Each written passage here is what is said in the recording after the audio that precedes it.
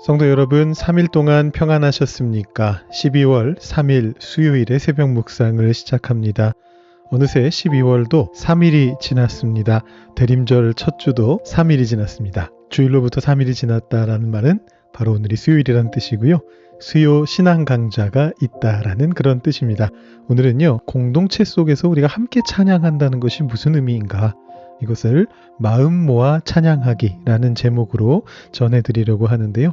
이런 많은 관심 가지시고 나와주시고 또 온라인으로도 참여해 주시면 감사하겠습니다. 오늘 주제가 마침 이 수요신앙 강좌하고 좀 겹치네요. 우리 에베소서를 보게 되는데 에베소서가 바로 그런 공동체성을 다루는 그런 책이거든요. 오늘 에베소서 첫 시작이니까 먼저 에베소서에 대한 간단한 설명부터 드리고 통독 가이드로 들어가도록 하겠습니다.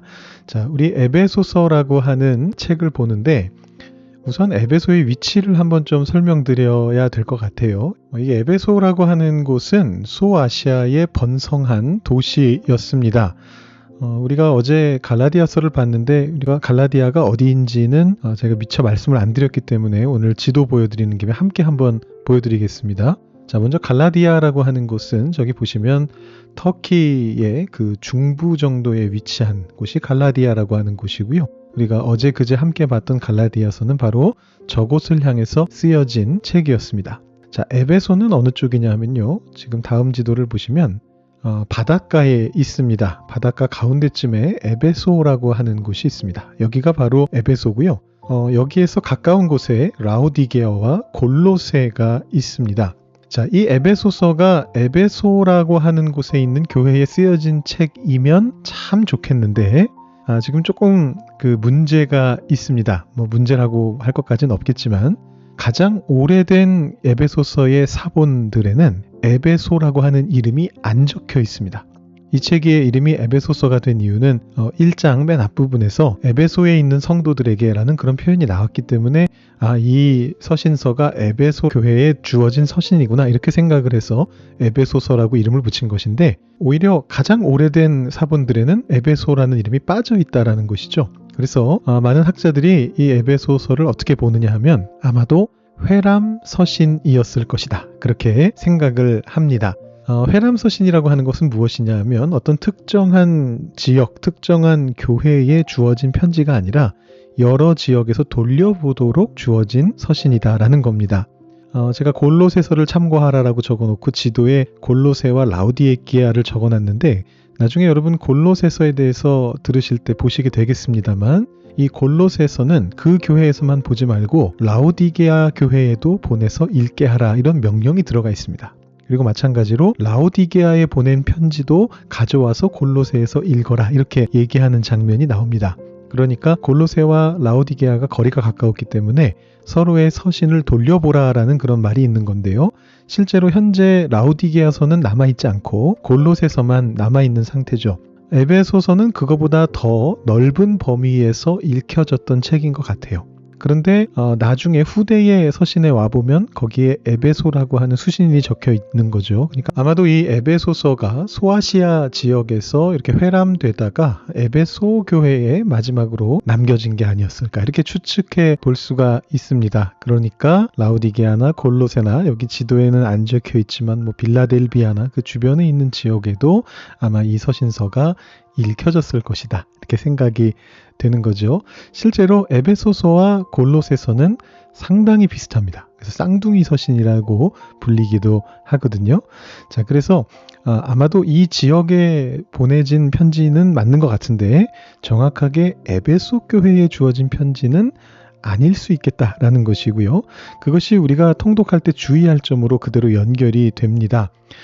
제가 로마서 말씀드릴 때 그런 말씀을 드렸는데 바울이 로마 교회에 직접 방문한 적이 없기 때문에 그 편지는 로마 교회의 특정한 상황에 대해서 다루는 대신에 일반적인 보편적인 주제를 다루고 교리적인 내용을 다룬다 이런 말씀을 드린 적이 있는데 에베소서도 그렇습니다. 굉장히 보편적인 주제를 폭넓게 다루는 편지고요.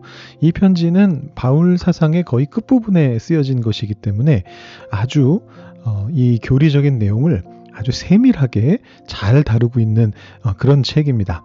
그래서 우리 장로교의 창시자가 되는 깔뱅 같은 경우에는 이것이 그 바울 사상의 보석과 같다, 이런 식의 말도 했었습니다.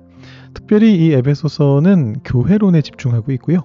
그래서 찬송으로 시작하면서 권면으로 끝나는 이제 그런 모습을 보여주고 있습니다. 에베소서의 구조는 간단하게 둘로 나뉘는데 1장부터 3장까지는 하나님께서 성도를 교회로 부르시고 교회를 세워가신다, 이런 내용이고요. 후반부 4장부터 6장은 하나님께서 성도를 교회로 부르셨다가 그대로 두시지 않고 교회 밖으로 파송하신다, 이런 이야기가 담겨져 있는데 4장의 맨 앞부분은 믿는 성도끼리의 친교를 다루고 나머지 내용은 전체적으로 이방인들 속에서, 세상 속에서 어떻게 성별된 삶을 사느냐, 이런 윤리적인 실천에 대한 부분을 다루고 있습니다. 자, 오늘은 에베소서 1장부터 3장까지를 보게 되는데요. 방금 말씀드린 것처럼 교회에 대한 이야기를 하면서 그 교회 안에서 우리가 어떻게 지어져 가는가를 세밀하게 다루기 시작합니다. 1장에서는 찬송으로 시작하면서 교회는 결국 찬송과 예배로서 교회가 성립이 되는 거거든요. 그 찬송 속에서 하나님께서 우리를 부르셨다라는 그런 내용을 말합니다. 1장 3절 4절 보시면 찬송하리로다 하나님 곧 우리 주 예수 그리스도의 아버지께서 그리스도 안에서 하늘에 속한 모든 신령한 복을 우리에게 주시되 곧 창세전에 그리스도 안에서 우리를 택하사 우리로 사랑 안에서 그 앞에 거룩하고 흠이 없게 하셨다. 이렇게 이야기하면서 하나님께서 우리를 택하셨고 우리를 부르셨다라고 하나님을 찬송합니다. 2장으로 넘어가면 교회 공동체가 화평으로 함께 지어져 간다라는 것을 이야기합니다. 어떻게 보면 엑기스라고 할 수가 있겠는데요. 2장 14절 너무나 유명한 말씀이죠. 그는 우리의 화평이신지라 둘로 하나를 만드사 원수된 것 곧 중간에 막힌 담을 자기 육체로 하셨다. 그리스도께서 그렇게 하셨고 결과적으로 22절 보시면 너희도 성령 안에서 하나님이 거하실 처소가 되기 위하여 그리스도 예수 안에서 함께 지어져 가느니라. 이렇게 말을 하면서 우리가 화평 가운데 그리스도 가운데서 함께 지어져 가는 공동체다, 이런 이야기를 하게 됩니다. 그리고 3장에서는 그런 교회를 위해서 우리가 어떻게 헌신할 것인가, 그 헌신에 대한 이야기를 하면서 마지막은 교회를 위한 기도로 마무리를 합니다. 19절하고 21절을 제가 거기 적어봤는데요. 그 너비와 길이와 높이와 깊이가 어떠함을 깨달아 하나님의 모든 충만하신 것으로 너희에게 충만하게 하시기를 구하노라. 교회 안에서와 그리스도 예수 안에서 영광이 대대로 영원 무궁하기를 원하노라. 아멘. 이렇게 교회를 위한 기도로서 전반부가 마무리가 됩니다. 자, 그래서 여러분들께서 이 1장부터 3장을 쭉 읽어보실 때 교회란 이런 곳이구나 라는 것을 생각하시면서 읽어보시면 하나님의 말씀을 여러분들이 더 깊이 읽으실 수 있는 그런 시간이 될 것 같습니다. 저는 이 중에서 2장 뒷부분을 가지고 묵상을 했습니다. 제가 사실은 이 본문으로는 여러 번 설교를 했습니다. 우리 토론토인 장로교에 와서도 벌써 한 3번 이상 설교한 것 같은데요. 한 번 더 오늘 짧게 살펴보겠습니다. 19절부터 22절 말씀 제가 먼저 봉독해 드립니다. 그러므로 이제부터 너희는 외인도 아니요 나그네도 아니요 오직 성도들과 동일한 시민이요 하나님의 권속이라. 너희는 사도들과 선지자들의 터 위에 세우심을 입은 자라. 그리스도 예수께서 친히 모퉁이 돌이 되셨느니라. 그의 안에서 건물마다 서로 연결하여 주 안에서 성전이 되어가고 너희도 성령 안에서 하나님이 거하실 처소가 되기 위하여 그리스도 예수 안에서 함께 지어져 가느니라. 아멘. 우리는 방금 에베소서 1장부터 3장까지를 어떻게 읽으면 좋은가 통독 가이드를 살펴봤습니다. 전체 내용이 다 하나님의 위대하심을 찬양하는 내용인데 특별히 1장이 그 내용을 굉장히 크게 강조하고 있었죠. 하나님은 만물을 통일하신 분이시다. 그 하나님의 위대하심을 우리가 찬양해야 된다. 이런 이야기들을 했습니다. 자, 그런데 그 놀라운, 어떻게 보면 거창한, 그 위대한 그 교리가 결국은 어디를 향해서 가고 있느냐? 그것은 바로 저와 여러분, 그리고 우리가 함께하고 있는 우리 공동체라고 하는 현실로 내려오고 있습니다. 여러분 19절 말씀을 보시면 이렇게 적혀 있습니다. 그러므로 이제부터 너희는 외인도 아니요 나그네도 아니요 오직 성도들과 동일한 시민이요 하나님의 권속이라. 자, 바울이 우리의 신분을 아주 명확하게 정의하고 있는데요. 자, 여기 권속이라고 하는 말은 조금 어려운 단어죠. 가족이란 말입니다. 아주 간단한 단어입니다. 하나님께서 우리를 가족으로 부르셨다는 거예요. 여러분, 이 땅에서 이민자로 살아가면서 우리는 이런 감정을 많이 느껴봤거든요. 어딘가에 온전하게 소속되지 못한 외인 같은 느낌, 낯선 나그네 같은 그 감정, 여러분 그런 것들을 아마 자주 느껴보셨을 거예요. 그런데 우리가 이 땅에서는 외인이지만 이 하나님 나라에서는 그렇지 않다는 거예요. 영적으로는 그렇지 않다는 거예요.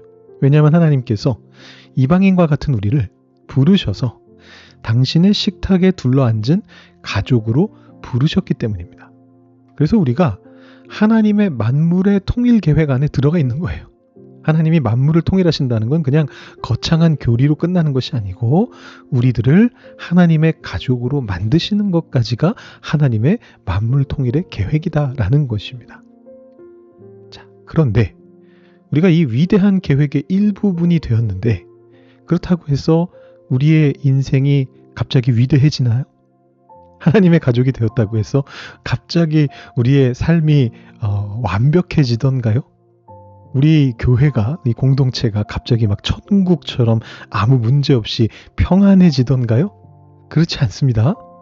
여전히 갈등이 있고 여전히 내 안에는 모난 부분이 있습니다. 왜 그럴까요? 오늘 말씀 21절, 22절을 보시면 아주 중요한 표현이 나오고 있습니다. 그의 안에서 건물마다 서로 연결하여 주 안에서 성전이 되어가고 너희도 성령 안에서 하나님이 거하실 처소가 되기 위하여 그리스도 예수 안에서 함께 지어져 가느니라. 아멘. 여기 보시면 그의 안에서, 주 안에서, 성령 안에서, 그리스도 예수 안에서 라는 말이 계속해서 반복적으로 나오고 있습니다. 내가 잘나서가 아니고 하나님 안에서 우리가 가족이 되어 간다는 거예요. 그런데 특별히 중요한 표현은 뭐냐면 함께 지어져 간다라는 표현입니다. 여러분, 우리는 지금도 지어져 가고 있습니다. 다 지어졌다가 아닙니다. 완성됐다가 아닙니다. 너희 공동체는 완벽한 공동체로, 천국 공동체로 방금 완성됐다, 건물 완공, 땅땅땅 아니라는 것입니다. 공사 중입니다. 여러분, 공사 현장을 한번 생각해 보세요. 어떻습니까? 시끄럽습니다.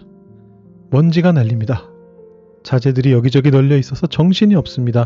때로는 위험해 보이기까지 합니다. 그거는 공사 현장의 원래 모습입니다. 특징입니다. 여러분, 우리의 어떤 신앙 생활이, 우리의 어떤 교회 생활이 때로 시끄럽고 먼지가 나는 것, 그것은 우리가 잘못되어서가 아닙니다. 지금 공사가 진행 중이기 때문입니다. 하나님께서 우리를 다듬고 계시는 중이기 때문입니다. 그런데 많은 분들이 오해를 해요. 내가 예수를 믿는데 왜 아직도 이 모양일까?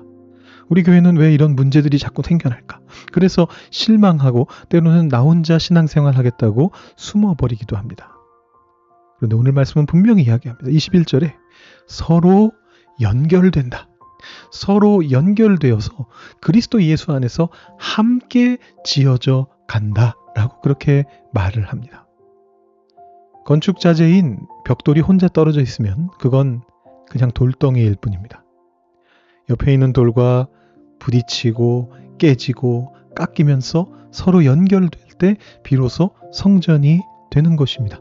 나를 힘들게 하는 그 사람, 내 삶을 옥죄는 것 같은 그 상황들이 사실은 나를 가족으로 만들어가는, 하나님의 성전으로 맞물리게 하는 과정인 것입니다. 그리고 하나님께서도 멀리서 팔짱 끼고 너희 교회 다 지어지면 내가 들어갈게, 그렇게 말씀하지 않으세요. 이 시끄럽고 먼지 나는 공사 현장 한복판에 우리와 함께 거하시면서 우리를 지어가시는 분이시다라는 것입니다. 우리는 하나님의 가족입니다. 오늘 하루를 살아가시면서 나의 모습이 좀 부족해 보일지라도, 우리 공동체 안에 좀 삐걱거리는 소리가 들릴지라도 여러분 너무 낙심하지 마십시오. 하나님께서 지금 우리를 열심히 공사하고 계시는구나. 여러분 그렇게 믿음을 가지고 그 상황을 바라보실 수 있게 되기를 바랍니다. 주님 안에서 서로 연결되어서 아름다운 성전으로 지어져 가는 우리 공동체가 될 수 있기를 소망합니다. 여러분, 오늘은 공동체성에 대한 말씀을 들으셨는데요. 함께 한번 오늘 말씀 다시 한번 묵상해 보시면서 여러분이 소속되어 있는 공동체, 특별히 교회를 위해서 함께 기도하시고, 지금 연말 우리가 지나고 있습니다. 정책당회를 마쳤고요. 내년도를 열심히 준비하고 있는데 우리 모두에게 하나님의 은혜가 임해서 우리 교회가 참된 하나님의 가족 공동체가 될 수 있게 해달라고 기도하신 후에 오늘 하루를 시작하실 수 있으면 좋겠습니다. 기도하고 묵상하겠습니다.